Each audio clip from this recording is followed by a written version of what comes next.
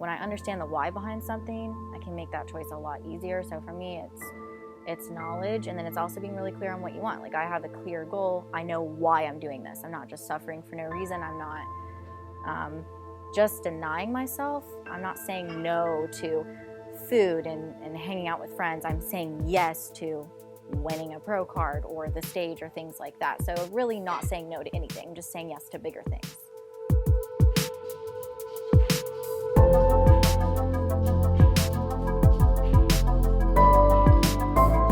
Just success, just saying like, man, I made it through. Like, I did all of these shows back to back. I put in my all. I executed it really well, and it paid off. That's really cool, and that carries over into other areas of my life because I told myself I was gonna do something, and I did it. So now I know when I set another goal, it's actually gonna happen. I think a lot of people struggle on their fitness journey because they say they're gonna work out or they say they're gonna follow, a food plan, and then they don't, and they tell their brain, when you set a goal, you don't achieve it, and that carries into your whole life. So I really feel like if you can do something every day for 3 or 4 weeks, it becomes easier. I honestly tell myself, just do the work because nobody cares.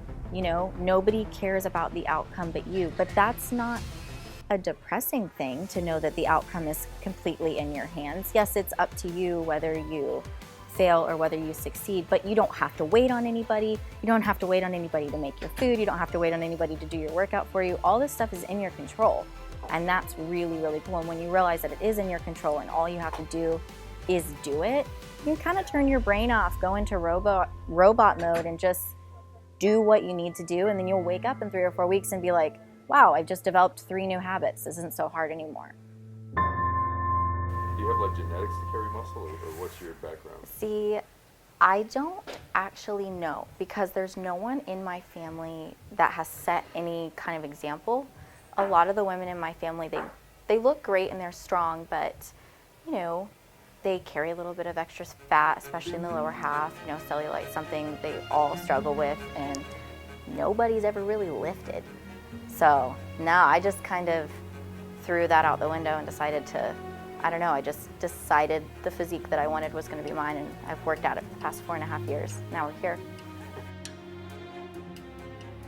A combination. So I've always decided I wanted something and gone after it. Like, I'm somebody who picks a goal and I absolutely commit to it all the way, and then once I reach it, I pick something else and I commit to that. I always have to have a goal, but there was always a time where I made excuses.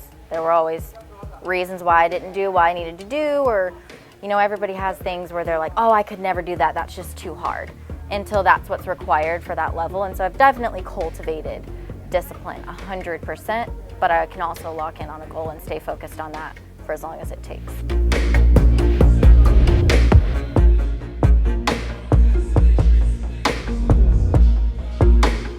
There was one point in my life where I was like, I'm not a morning person, I can never do fasted cardio, I have to eat my food before I work out. And now I do an hour of fasted cardio like every day, and it's not a big deal. So there's definitely been even just little things like that. I mean, when you're out and it's a busy day, for a lot of people, if this isn't your lifestyle, it's really easy to be like, I'm not gonna go to the gym.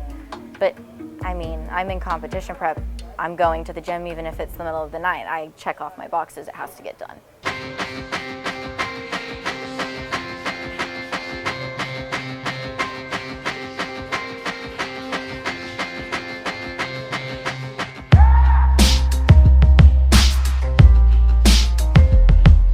Why I'm doing this. I'm not just suffering for no reason. I'm not just denying myself. I'm not saying no to food and hanging out with friends. I'm saying yes to winning a pro card or the stage or things like that. Well, I think for me, it's a lot more, or it's a lot less about getting up there and getting glam and doing the whole show day thing and getting the stage shots. Like, that's awesome. But for me, winning the pro card is just signaling to myself that I really have beaten my previous eating disorder. Like, I was so small, I was so sick. I mean, my heart was giving out, like I was dying. So for me, it's like to have had to gain almost 60 pounds and now put myself on stage to get compared my body against other girls and winning. I mean, that's just like saying, you have absolutely beat this, chapter's completely closed. I feel like it's been closed for a long time, but this has really the mark of that for me.